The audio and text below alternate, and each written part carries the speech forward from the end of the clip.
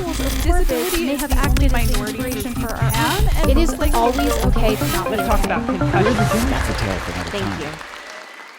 Experts from around the world are trying to find ways to reduce carbon dioxide emissions to stop catastrophic climate change. Alternative fuels are going to play a key role in doing that. And I think that something you can get at any pharmacy and that you may already have in your medicine cabinet could be the fuel of the future. Before I tell you what it is, let's talk about what a fuel is and why it's important. I'm a chemistry professor, so I think about everything as chemicals. So an apple is fuel for your body. So to me, it's just a chemical that I keep in my backpack, and whenever I need energy, like to give a talk, I can eat it. Gasoline, diesel, and coal are some of the more common fuels we think about. Gasoline and diesel are just fuels that you can put into your car that gets transformed to release the energy in a combustion engine to power your car. Coal can be transformed into electricity in a power plant. These are all just chemicals that can transform to release their energy whenever you need it. These chemicals that we rely on most heavily for transportation and electricity have a few big problems. Most importantly, they release carbon dioxide when they're burned, which is a problem myself and scientists from around the world are trying to solve. On top of that, if we burn all of these things, we won't have anything left to make things like pharmaceuticals and materials that are derived from petrochemicals. So when we're thinking about a fuel of the future, we want to make sure it doesn't have any carbon in it. Biodiesel is an alternative fuel. It's made from crops, and as the crops grow, they capture carbon dioxide. And then when the fuel is burned, it releases the carbon dioxide again. Overall, this is a carbon neutral cycle. On the surface, this sounds pretty good. But the land used to grow crops that are used to make biodiesel could be used to grow food to feed people. And I think that it's problematic to use land to grow crops that's going to be burned that could be used to feed people. So, coal, diesel, gasoline, and biodiesel all have some problems. So this brings me back to your medicine cabinet and what I think the fuel of the future is. You might have thought that it was rubbing alcohol, which can be used as a fuel, but it has carbon in it. What I'm talking about is hydrogen peroxide.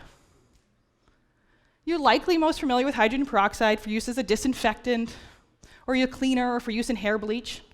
That only makes up a tiny fraction of the uses of hydrogen peroxide. Every year, 30 million tons are made in the US, and is primarily used for bleaching fabric and paper, and for making laundry detergents. But it can also be used as a fuel.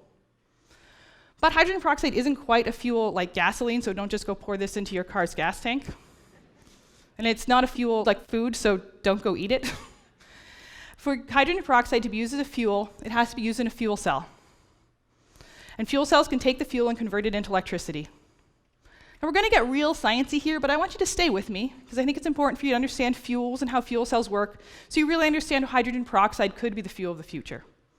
Most fuel cells essentially work the same way. There's a barrier that we call a membrane that separates two sides of the reaction. On one side, there's a molecule that wants more electrons, and in the other is a molecule that wants to give up some electrons.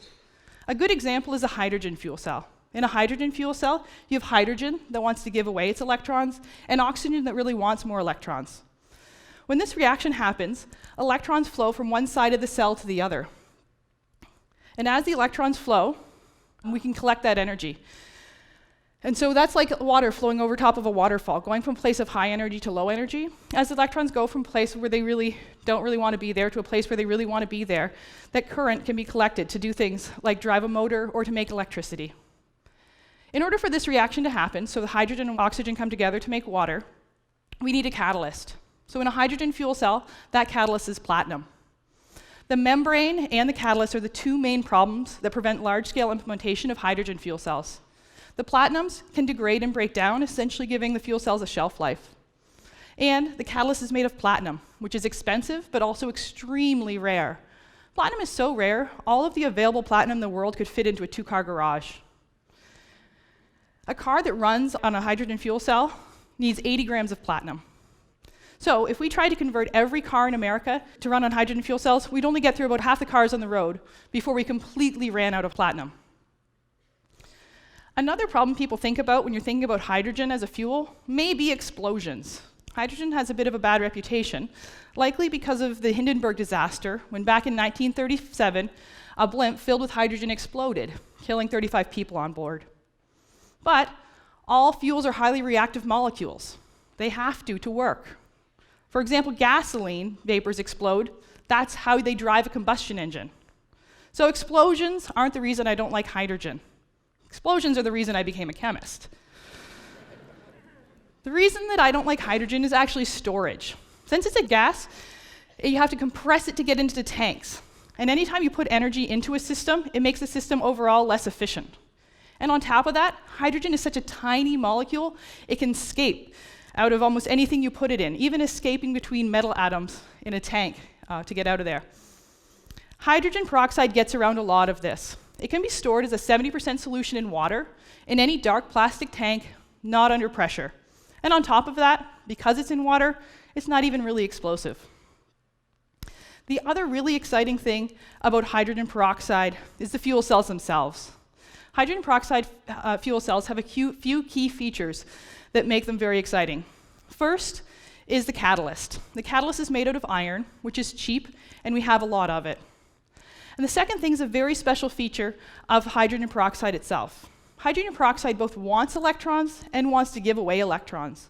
So because of this, you could imagine it on both sides of the membrane. But in fact, because of this, we don't need a membrane at all. These two key features make it possible to imagine large-scale implementation of hydrogen peroxide fuel cells. Even though these fuel cells are still in the development phase, we're very excited about where this could go. So great. Now you understand fuels and fuel cells and how hydrogen peroxide gets around the problems of a lot of other fuels. So why aren't we driving hydrogen peroxide cars? Hydrogen peroxide still has one problem that we're working to overcome, and that's how it's made.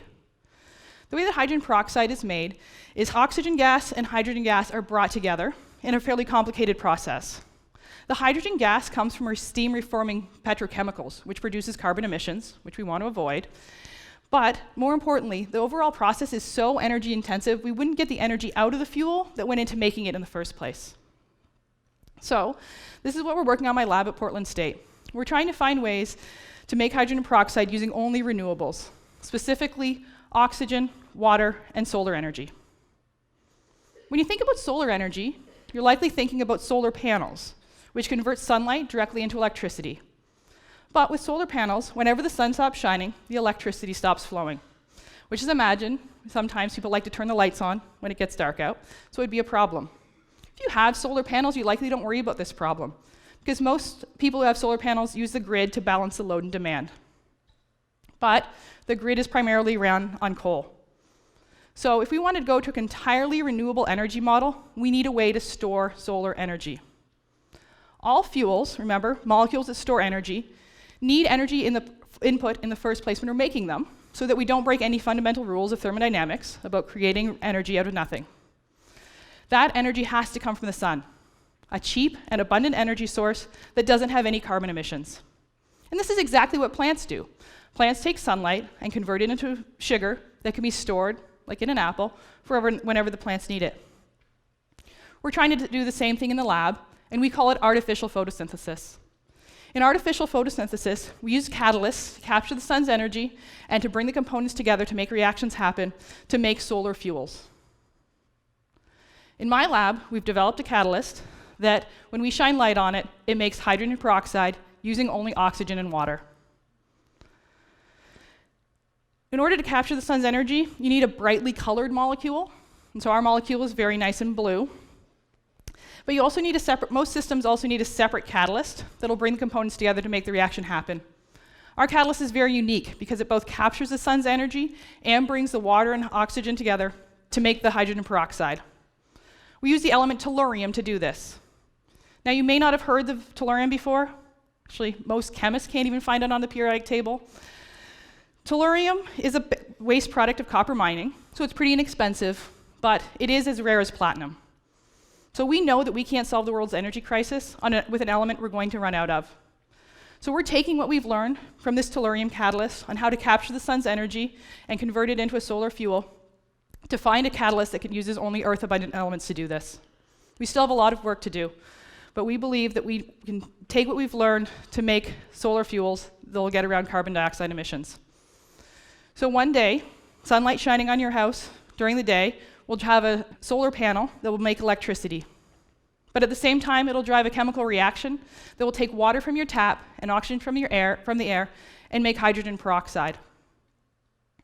The hydrogen peroxide would then be converted into electricity using a fuel cell whenever you needed extra energy, making oxygen and water as the byproducts that could be converted back into hydrogen peroxide again the next day. There'd be no more emissions. We'd have sustainable energy without polluting our environment. There'd be no more electric bills. There'd be no more power lines, and there'd be less inequality between people who live in a country with a power grid and those who don't. Thank you.